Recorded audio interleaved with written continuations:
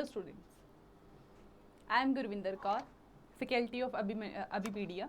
और आज हम करेंगे एसएससी सीजीएल की, ये हमारा लेक्चर थर्ड लेक्चर है, राइट। और इसमें हम करेंगे लाइफ प्रोसेस का first part, that is human digestion system.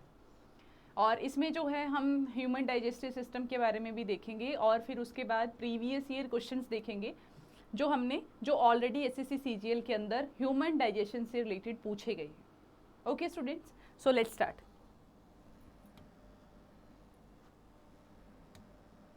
हाँ जी, तो सबसे पहले सीजीएल के एग्ज़ाम के लिए, एसएससी सीजीएल के एग्ज़ाम के लिए जो अभी पीडिया है वो टेस्ट सीरीज़ लेकर आ रहा है। ओनली 50 रुपीज़ आप रजिस्टर करके एंड आफ्टर इसकी जो सीरीज़ है, टेस्ट सीरीज़ है, उसको आप परचेज़ कर सकते हो और उसको आप अटेम्प्ट कर सकते हो। बिकॉज जो एसएससी का एग्ज़ाम है उसमें जो मेन की है ना, दैट इज़ द प्रैक्टिस। ठीक है, आप जितना ज़्यादा क्वेश्चंस की प्रैक्टिस करोगे उतना ज़्यादा आप टाइम मैनेजमेंट करना सीखोगे, प्लस जो है वो आपको बहुत नंबर ऑफ कॉन्सेप्ट जो है वो आपके जल्दी कंप्लीट होते हैं, राइट। ऐसा नहीं है, ऐसा बजाय कि आप एक पूरी बुक लेकर बैठो और फिर उसको 5-6 महीने लगा दो उसको पढ़ने में। बेटर है कि आप एमसीक्यू अटेम्प्ट करो और अपनी कॉन्सेप्ट्स को बहुत जल्दी, आप बहुत थोड़े टाइम में आप उसको क्लियर कर सकते हो। ओके स्टूडेंट्स, ठीक है, ठीक है। इवन आप हमारा व्हाट्सएप ग्रुप भी ज्वाइन कर सकते हो। अगर आपको कोई भी इशू है, कुछ भी प्रॉब्लम है, then you can contact with this number, ठीक है। आपको कोई टेस्ट सीरीज है, आपको कोई कॉन्सेप्ट समझ में नहीं आ रहा है, आप किसी से भी रिलेटेड, आप क्वेरी से रिलेटेड कुछ भी क्वेरी है, आप कॉल कर सकते हो। Okay okay, let's see. तो टॉपिक आज जो हम कवर करेंगे, सबसे पहले तो हम यही समझेंगे कि डाइजेशन सिस्टम होता क्या है।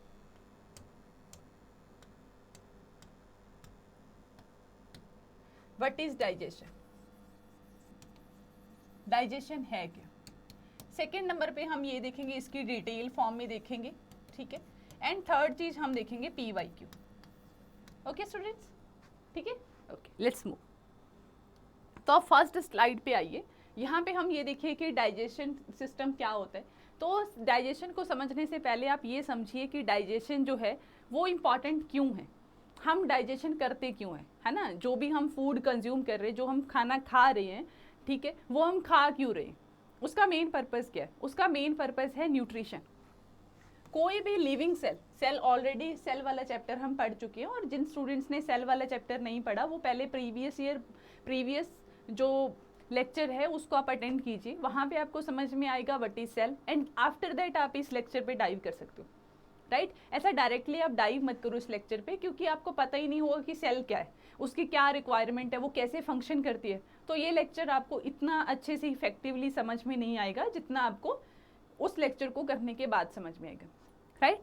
तो यहाँ पे न्यूट्रिशन क्या चीज़ होती है? न्यूट्रिशन वो ऐसी चीज़ है जिससे, ऐसा मतलब एलिमेंट है, मैक्रो या फिर माइक्रो एलिमेंट, जिससे हमारी बॉडी के जो सेल हैं उनको एनर्जी मिलती है, राइट। किसी भी काम करने के लिए हमें एनर्जी की ज़रूरत है, तो हमारी ह्यूमन बॉडी में 50 ट्रिलियन जो सेल्स हैं उनको वर्क करने के लिए, फंक्शन परफॉर्म करने के लिए उनको क्या चाहिए? न्यूट्रिशन चाहिए, राइट। और उस न्यूट्रिशन को किस मोड में लेना है, राइट। उस न्यूट्रिशन को हमारी बॉडी एब्जॉर्ब किस तरीके से करेगी, ठीक है, that is the digestion. So nutrition in human beings takes place in the digestive system, ठीक है।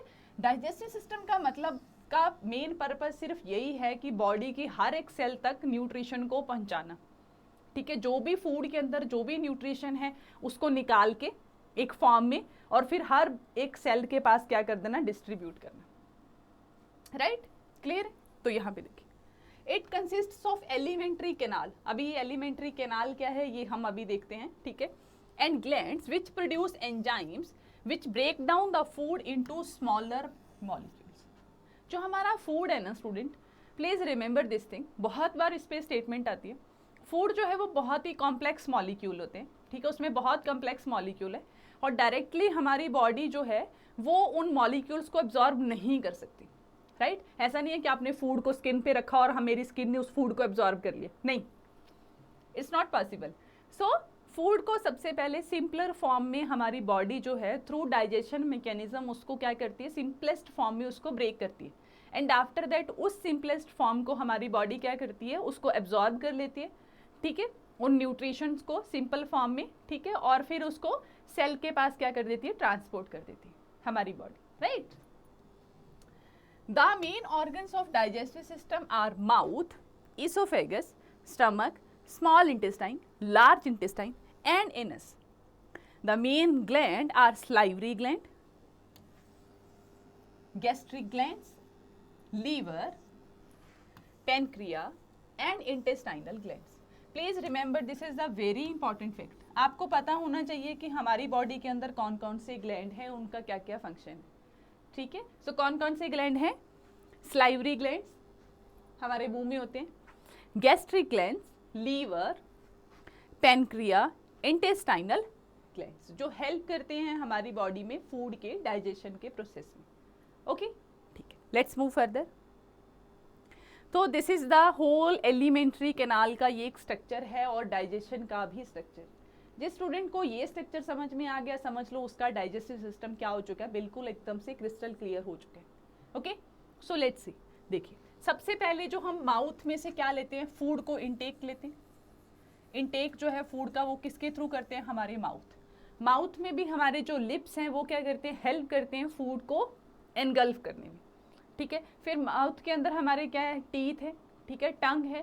टंग जो है वो फूड को रोल करने में हेल्प करती है, और जो हमारे टीथ है वो क्या करते हैं, मैकेनिकली चर्निंग करते हैं किसकी, फूड के। फूड को अच्छे से क्या कर लेते हैं, मैकेनिकली उसको तोड़ लेते हैं, बिल्कुल ऐसे उसके पार्टिकल्स को बिल्कुल क्या कर लेते हैं, उसको तोड़ लेते हैं, जैसे कि हम किसी चीज़ को किसी मोटर उसके अंदर डाल के और फिर हम उसको कूट लें, ठीक है।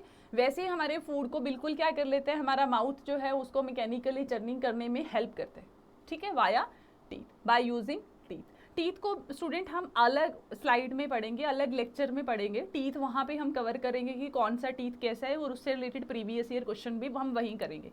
ह्यूमन टीथ हम अलग से करेंगे, राइट, यहाँ पे हम ह्यूमन टीथ नहीं पढ़ेंगे, ओके। सो सी, उसके बाद ये हमारे यहाँ पे माउथ के अंदर जो हमारा यहाँ पे साइडों में होता है, यहाँ पे कौन सा ग्लैंड प्रेजेंट होता है, यहाँ पे ग्लैंड प्रेजेंट होता है salivary gland. Please remember, salivary gland जो है वो क्या प्रोड्यूस करेगा, बहुत सारा फ्लूइड प्रोड्यूस करता है हमारे माउथ के अंदर, जो फूड को क्या करते हैं, बहुत ही स्मूथ कर देते हैं, right. And after that this is our epiglottis, ठीक है। यहाँ पे जो एक तरीके का लिड होता है, ठीक है, जो विंड पाइप में फूड पार्टिकल्स को अंदर नहीं जाने देता। आपने कई बार नोट किया होगा, जैसे मान लो आप खाना खा रहे हो, ठीक है, खाना खाते खाते आपको क्या होगा, एकदम से मतलब खाना खाते खाते आप बोल भी रहे हो साथ में, तो होगा क्या, कई बार क्या होता है, फूड के पार्टिकल्स विंड पाइप में चले जाते हैं, फूड पाइप में जाने के बजाय। इसको आप ऐसे समझो, this is our food pipe and this is our wind pipe, ठीक है। इनका जो माउथ है वो एक ही है, ठीक है, ओपन ये एक ही यहाँ से हो रहा है, तो यहाँ से हमारे फूड आ रहा है और वो फूड पाइप पे जा रहा है। यहाँ पे क्या लग जाता है, एपिग्लोटिस, मतलब एक तरीके का कवर लग जाता है, इसको कवर कर देते हैं, ठीक है। और अगर मान लो हम खाना खाते खाते बोल भी रहे हैं, तो ये एपिग्लोटिस क्या रह जाता है, कई बार खुला ही रह जाता है, और फूड इधर जाने के बजाय वो यहाँ आ जाता है, इस जगह पे, वो विंड पाइप के अंदर चला जाता है, ठीक है, विंड पाइप के अंदर चला जाता है, फूड पाइप के अंदर जाने के बजाय, मतलब वो ईसोफेगस के अंदर ना जाके विंड पाइप में चला जाता है, जिसकी वजह से में बहुत जोर से क्या आती है, कफिंग होती है। वाई, क्योंकि फूड पार्टिकल्स को नेचुरली बॉडी जो है वो विंड पाइप से निकालती है बाहर की तरफ, क्योंकि लंग्स में तो फूड का कोई काम नहीं है ना, right right. So after that food कहाँ पे आता है, हमारे ईसोफेगस, फूड पाइप के अंदर आता है, जिसको हम ईसोफेगस बोलते हैं। फिर फूड कहाँ पे आएगा, ये जे शेप उसमें आएगा, जे शेप यहाँ पे बेली में आएगा, जिसको हम क्या बोल रहे हैं, स्टमक बोल रहे हैं, ठीक है। इसके बाद जो है वो फूड जो है वहां से पास होके कहाँ पे आ जाएगा, हमारी स्मॉल इंटेस्टाइन के अंदर आ जाएगा, स्मॉल इंटेस्टाइन के अंदर आ जाएगा फूड, और इसी स्मॉल इंटेस्टाइन से फूड जो है वो कहाँ पे जाएगा, हमारी लार्ज इंटेस्टाइन के अंदर जाएगा फूड, और लार्ज इंटेस्टाइन से होता हुआ फूड जो है वो कहाँ पे, वेस्ट फूड हमारा रेक्टम के अंदर आ जाएगा। रेक्टम से आगे जो है जो फूड है हमारा वो एनस के अंदर, एनस से जो इतना भी हमारा वेस्ट पार्ट है वो बॉडी से क्या हो जाता है, सॉलिड वेस्ट जो है वो बॉडी से बाहर हो जाता है, ठीक है। क्लियर है स्टूडेंट, आई होप आपको क्लियर है। नहीं क्लियर तो कोई बात नहीं, आप कमेंट कीजिए कमेंट बॉक्स में, ठीक है। दूसरे सेकेंड लेक्चर में मैं आपको बिल्कुल क्लियर कर दूँगी, ठीक है, आपका डाउट भी रिजॉल्व कर देंगे। अच्छा, ये जो पूरी कैनाल है ना, माउथ से लेकर ये जो चल रही, आपको ऐसा नहीं लग रहा कि ये एक पाइप हो, जैसे मैं किसी पाइप को एक तरफ से फूड को निकालूं और दूसरी तरफ से मैं उसको क्या कर लूं, डालूं और दूसरी तरफ से मैं उसको निकाल लूं, इस तरीके से, ठीक है। ये यहाँ पे ये इस तरीके से फूड की जो मूवमेंट है इस कैनाल के अंदर, ठीक है, यहाँ से लेकर और फिर यहाँ and after that small intestine and small intestine से लार्ज इंटेस्टाइन, इसी को हम क्या बोल रहे हैं, इसी कैनाल को हम क्या बोल रहे हैं, इसी को हम बोल रहे हैं alimentary canal, alimentary canal. Clear है, डन है, ठीक है। So this is the alimentary canal, यहाँ से लेकर यहाँ और फिर उसके बाद स्मॉल इंटेस्टाइन और फिर यहाँ से large intestine and then anus, ठीक है। इसी को हम क्या बोल रहे हैं, alimentary canal. See here, next देखिए। अच्छा, इस एलिमेंट्री कैनाल में लीवर जो है वो एक ग्लैंड है जो हेल्प करता है हमें फूड की डाइजेशन में। Liver is not the part of alimentary canal, please remember. एक हेल्प करता है हमारा पेनक्रिया और एक हमारा गॉल ब्लैडर जो है वो हेल्प करता है हमें फूड की डाइजेशन में, ठीक है। Salivary glands are also not the part of हमारी alimentary canal. So alimentary canal के अंदर क्या क्या मेन चीजें आ जाएंगी, oesophagus, first one is mouth, ठीक है, हमारा माउथ, देन हमारा stomach, then small intestine and then large intestine and then rectum, anus. These all organs are the part of alimentary canal. Alimentary canal कौन नहीं है, लीवर और pancreas जो है वो हमारी एलिमेंट्री कैनाल का पार्ट नहीं है। ओके स्टूडेंट्स, ठीक है, ठीक है। नेक्स्ट, नेक्स्ट देखिए। तो सबसे पहले जो हमारा डाइजेशन है ना, उसके लिए कुछ टर्म्स है स्टूडेंट, जिसको आपको बहुत अच्छे से समझना है, बहुत ही अच्छे से क्या करना है, समझना है। कैसे समझना है आपको, सबसे पहले फूड जो है उसके लिए एक टर्म है that we called ingestion. Ingestion का वर्ड का मतलब होता है intake of food, intake of food.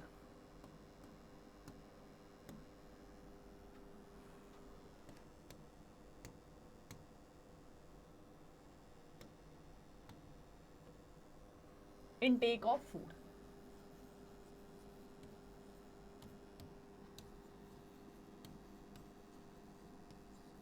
किसके थ्रू करते हैं हम इनटेक फूड का, वाया माउथ, ठीक है। तो उसे हम क्या बोलते हैं साइंटिफिक लैंग्वेज में, इंजेशन। साइंटिफिक लैंग्वेज में उसमें हम क्या बोलते हैं, इंजेशन, ठीक है। नेक्स्ट वन है डाइजेशन। डाइजेशन कहाँ पे होगा स्टूडेंट, डाइजेशन कहाँ पे होगा हमारा, हमारी स्टमक के अंदर, ठीक है, स्मॉल इंटेस्टाइन के अंदर,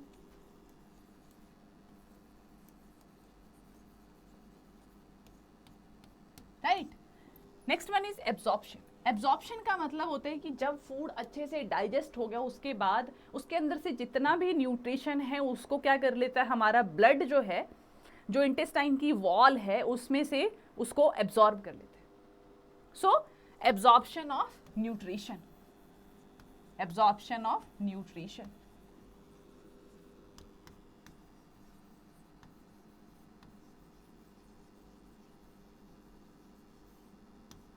absorption of nutrition, right? Next one is assimilation. See here, assimilation का मतलब होता है कि जो absorb food है ना वो आगे क्या होगा, सेल में जाके क्या हो जाएगा, एनर्जी में चेंज हो जाएगा, कन्वर्ट हो जाएगा, ठीक है। सो assimilation का यहाँ पे जो मतलब होता है that is the transport, transport करना, किसको ट्रांसपोर्ट करना, न्यूट्रिशन को कहाँ पे, to the cells, to the cells या फिर बोले कि बॉडी ऑर्गन्स। सो इन दोनों टर्म्स में कंफ्यूज नहीं होना है स्टूडेंट्स। एब्जॉर्प्शन का मतलब होता है कि एब्जॉर्ब होना फूड का, किसमें, स्मॉल इंटेस्टाइन के अंदर। जब फूड डाइजेस्ट हो जाता अच्छे से उसके बाद फूड जो है वो क्या हो जाएगा, एब्जॉर्ब हो जाएगा, किसके अंदर, ब्लड के अंदर, वहां से, ठीक है। और एसिमिलेशन का मतलब होता है कि ट्रांसपोर्ट होना उस न्यूट्रिशन का कहाँ तक, हमारी सेल्स के अंदर, ठीक है।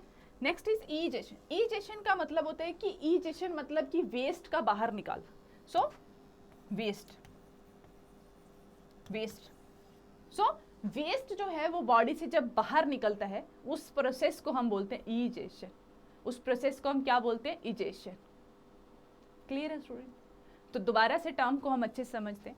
इंजेशन का मतलब होता है कि फूड को अंदर लेना वाया माउथ, उसको हम इंजेशन, उस प्रोसेस को हम इंजेशन बोलते हैं। डाइजेशन का मतलब है कि फूड की अच्छे से हमें डाइजेशन करनी है through by using stomach and small intestine. Digestion के बाद जब अच्छे से उसका ब्रेकडाउन हो जाएगा फूड का, उसके बाद क्या होगा? जितना भी उसके अंदर न्यूट्रिशन होगा उसका एब्जॉर्प्शन होगा हमारे ब्लड के अंदर। उसके बाद क्या होगा? एसिमिलेशन। एसिमिलेशन मतलब कि वो जो न्यूट्रिशन जो एब्जॉर्ब हो चुका है वो पहुंचेगा हमारी बॉडी के हर एक ऑर्गन तक। उसके बाद ईजेशन मतलब कि जो फूड जो है जो एब्जॉर्ब नहीं होया, जिसके अंदर कोई न्यूट्रिशन नहीं है, जिसको बॉडी एब्जॉर्ब नहीं कर पाई, मतलब अनडाइजेस्टेड जो फूड है वो बॉडी से क्या हो जाएगा? बाहर हो जाएगा, और उस प्रोसेस को हम बोलते हैं ईजेशन। क्लियर है स्टूडेंट्स? आई होप कि आपको बहुत अच्छे से क्लियर हो गया difference between ingestion, digestion, absorption, assimilation and ईजेशन and ईजेशन। ठीक है स्टूडेंट्स? Okay students? ठीक है, ठीक है।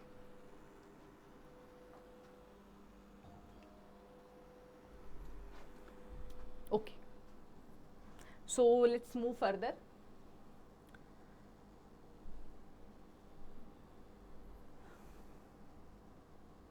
हाँ जी, नेक्स्ट जो है वो हम पढ़ते हैं माउथ के बारे में, कि व्हाट इज माउथ। ठीक है, तो माउथ के बारे में हम पढ़ते हैं यहाँ पे। ठीक है, सो सबसे पहले जो ऑर्गन हम पढ़ेंगे दैट इज द माउथ। ठीक है, तो माउथ के बारे में पढ़ते हैं हम, क्या चीज है। सी हियर, माउथ का मेन काम होता है मैकेनिकली डाइजेस्ट करना फूड को, मैकेनिकली फूड को क्या करना? ब्रेक करना। सर ये नीचे से ना मतलब वो उसके ऊपर आ रहा है।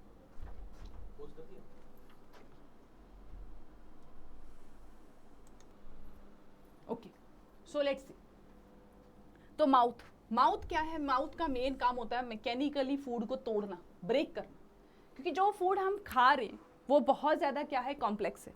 तो कॉम्प्लेक्स चीज़ में से अगर हमें बहुत सारा, अगर उसमें से हमें जैसे ऐसे समझो आप, जैसे कि आपको कुकुम्बर का जूस निकालना है, तो ऐसा थोड़ी ना कुकुम्बर को पकड़ा और फिर ऐसे जूस निकाल, नहीं, सबसे पहले उसको क्या करना पड़ेगा? क्रश करना पड़ेगा, राइट? क्रश करने के बाद क्या करोगे आप? उसको अच्छे से क्या करोगे? मिक्स करोगे। ठीक है, अच्छे से जो भी उसके अंदर फ्लूइड है उसको पहले सबसे पहले बाहर निकालोगे, फिर आप उसको छलनी से छानोगे। ठीक है, तभी आप उसको अलग कर सकते हो। सेम चीज फूड जो है, फूड को सबसे पहले क्या करना पड़ेगा? क्रश करना पड़ेगा।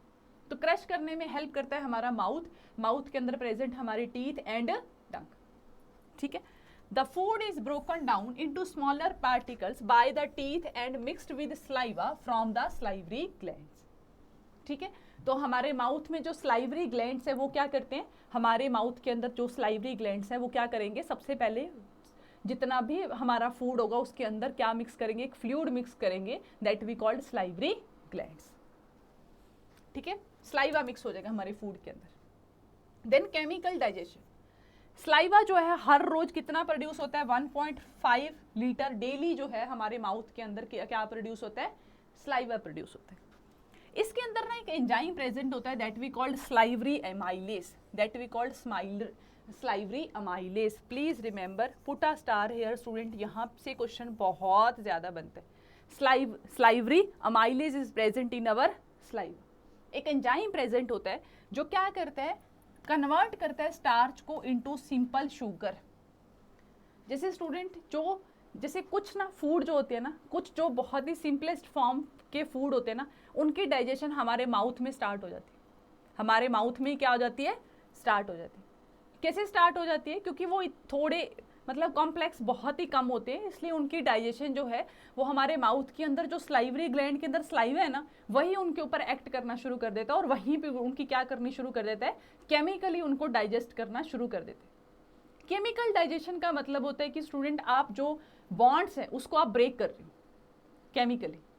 ठीक है, तो जो स्टार्च एक टाइप की शुगर होती है, ठीक है, जो ज़्यादातर जो है जैसे कि हमारा शुगर बीट हो गया हमारा, राइट, हमारा पोटैटो हो गया, ठीक है, उसके अंदर होता है मेनली। ठीक है, तो उस स्टार्च को क्या करता है? सिंपल फॉर्म ऑफ शुगर मतलब कि ग्लूकोज के अंदर तोड़ना शुरू कर देता है। कौन? हमारे माउथ का स्लाइवा। क्लियर है स्टूडेंट्स? तो हमारे माउथ का जो स्लाइवा है वो एक्ट करता है किसके ऊपर? स्टार्च के ऊपर, और उसको ब्रेक कर देता है किसके अंदर? शुगर के अंदर। वहीं पे, कहाँ पे? हमारे माउथ के अंदर। तो मतलब कुछ कुछ चीज़ें ऐसी हैं जिनकी डाइजेशन जो है वो हमारे माउथ में ही स्टार्ट हो जाती है। अगर मैं ऐसा बोलूँ कि फैट जो है वो हमारे माउथ में डाइजेस्ट होना शुरू हो जाता है, तो नहीं, ऐसा नहीं होता। ठीक है, माउथ की जो हमारे फैट की डाइजेशन है वो हमारे स्टमक के अंदर जाकर ही स्टार्ट होती है। ठीक है, बस बट जो सिर्फ जो थोड़ी सिंपल शुगर टाइप है, मतलब जो सिंपल फॉर्म ऑफ हमारी न्यूट्रिशन है, फॉर्म फूड है, उसका ब्रेकडाउन ही स्टार्ट होता है हमारे माउथ के अंदर, जैसे कि स्टार्च। ठीक है, then the food passes through the oesophagus, मतलब food pipe, into the stomach, into the stomach. Next देखिए आप, ईसोफेगस। अभी फूड पाइप क्या है? तो फूड पाइप की आपको लेंथ याद रखनी है सबसे पहले। इसकी लेंथ होती है 25 मीटर लॉन्ग। ये एक 25 मीटर लॉन्ग जो होती है वो एक फूड पाइप होती है, जिसका मेन काम होता है माउथ से फूड को लेकर जाना, कहाँ तक? हमारे स्टमक तक। Transfer food from mouth to stomach with the help of peristaltic movement. अच्छा, यहाँ पे वर्ड आया स्टूडेंट, पेरिस्टाल्सिक मूवमेंट। अभी ये क्या मूवमेंट? इसको आप बिल्कुल ऐसा समझो स्टूडेंट, जैसे मान लो ये एक छोटी सी पाइप है प्लास्टिक की, ठीक है, एक पाइप है, इतनी मोटी पाइप है, ठीक है, उसके अंदर अगर मुझे कोई चीज़ ट्रांसफ़र करनी हो, मतलब मुझे आगे लेकर जानी हो चीज़ को, तो मैं कैसे लेकर जाऊँगी? तो मैं उसको, मतलब उसको पाइप को आपको हिलाना नहीं है, तो आप क्या करोगे? एक जगह से जब आप पाइप को प्रेस करोगे तो फूड थोड़ा सा आगे हो जाएगा, फिर क्या करो, उसके पीछे से फिर से उसको प्रेस करो, फूड थोड़ा सा फिर आगे चला जाएगा, फिर से उसको प्रेस करो आगे थोड़ा सा, फूड थोड़ा सा आगे चला, फिर से उसको प्रेस करो, फूड थोड़ा सा और आगे चला जाएगा, राइट? वो चीज़ आगे चली जाएगी। तो सेम चीज़ हमारी फूड पाइप होती है। फूड पाइप जो है उसके अंदर कैसे मूवमेंट होती है? इसके अंदर लगे होते हैं मसल्स। फूड पाइप या ईसोफेगस के अंदर होते हैं मसल्स। जो मसल्स हैं वो क्या करते हैं? Contract relax, contract relax, contract relax, contract relax, इस तरीके से करते हैं। और ये कॉन्ट्रैक्ट और रिलैक्स करने की जो प्रोसेस है ना हमारे ईसोफेगस के अंदर, इसी को हम क्या बोल रहे हैं? पेरिस्टाल्टिक मूवमेंट बोल रहे हैं। मतलब जब फूड का बॉलस यहाँ पे होगा तो ये जो मसल्स हैं ये रिलैक्स हो जाएंगे, और यहाँ वाले मसल जो है वो क्या हो जाएंगे? कॉन्ट्रैक्ट हो जाएंगे। ठीक है, यहाँ से पीछे से कॉन्ट्रैक्ट हो जाएंगे मसल्स, और फूड थोड़ा आगे चला जाएगा। यहाँ वाले मसल रिलैक्स हो जाएंगे, फूड यहाँ पे आ जाएगा। उसके बाद क्या होगा? ये वाले मसल्स जो हैं वो क्या हो जाएंगे? कॉन्ट्रैक्ट हो जाएंगे, और ये वाले रिलैक्स हो जाएंगे, और फूड थोड़ा फिर से आगे चला जाएगा। फिर ये मसल्स आपस में क्या हो जाएंगे? इस तरीके, यहाँ से बंद हो गए, यहाँ पे फूड पड़ा है, ठीक है। फिर आगे से क्या होगा? जब फूड थोड़ा नीचे जाएगा फिर से क्या हो जाएगा? यहाँ पे इसको ऐसे करके यहाँ से फिर से इसको दबाएंगे, फूड और नीचे चला जाएगा, इस तरीके, ठीक है। तो contract relax, contract relax, contract relax. तो मूवमेंट जो है फूड की वो क्या हो रही है? यहाँ से ऐसे ऐसे करके जो मूवमेंट है उसकी पेरिस्टाल्सिस मूवमेंट की वजह से हमारा जो फूड है वो नीचे आता है धीरे धीरे, कहाँ पे? स्टमक, ठीक है। So with the help of peristaltic movement at the both end sphincters are present. अभी स्पिंचर्स क्या होते हैं? Sphincters are just like our lid, ठीक है, ढक्कन। जैसे हम किसी चीज़ के ऊपर जब लिड लगा देते हैं फिर उससे वो फूड बाहर नहीं आता। तो जो हमारी फूड पाइप होती है ना, फूड पाइप जो होती है जब वो क्या करती है? स्टमक के अंदर खुलती है, ठीक है। तो यहाँ पे क्या प्रेजेंट होते हैं? यहाँ पे प्रेजेंट होते हैं स्पिंचर्स, ठीक है। स्पिंचर प्रेजेंट होते हैं, मतलब एक तरीके की लिड लगी होती है यहाँ पे, ठीक है, जो क्या करती है? फूड को बैक आने से रोकती है। जैसे मान लो आप फूड, अगर आपने अभी खाना खाया और खाना खा के आप एकदम से उल्टे लटक गए, तो ऐसा होता है कि फूड जो है वो मतलब वापस से हमारी फूड पाइप में आ जाए या हमारे माउथ में आ जाए? नहीं, ऐसा कभी नहीं होता। वाई? क्योंकि जैसे ही स्टमक के अंदर, जैसे this is the food pipe, ठीक है, और दिस इज द स्टमक, जैसे ही फूड इसके अंदर जाता है, यहाँ पे लिड लग जाती है, ठीक है, इस तरीके से लिड लग जाती है, जिसको हम स्पिंचर बोल रहे हैं। स्पिंचर जो है वो फूड को वापस आने से, बैक टू फूड पाइप आने से क्या करता है? उसको प्रिवेंट करता है। ओके स्टूडेंट्स, सो स्पिंचर का आप काम याद रखोगे यहाँ पे, ठीक है स्टूडेंट? क्लियर है? ठीक है, ओके। तो क्या किया हमने? माउथ की हमने वो देखी, ठीक है, माउथ का क्या फंक्शन है, उसके बाद हमने क्या देखा, ईसोफेगस का फंक्शन देखा। ठीक है स्टूडेंट्स, ओके।